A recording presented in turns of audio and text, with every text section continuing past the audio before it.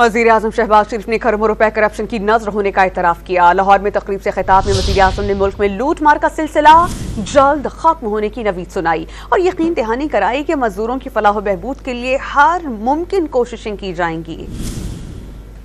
नहीं 1 अरब नहीं 100 अरब नहीं, खरबों रुपए जो डूब रहे हैं, ज़ाया हो रहे हैं, करप्शन की नज़र हो रहे हैं, उनको इंशाअल्लाह हम वापस लाने के लिए दिन रात कोशिशें कर रहे हैं। अगर आज सिफारिश सिक्का राइजल वक्त है, आज करप्शन इन तमाम चीज़ों का खात्मा होने वाला है।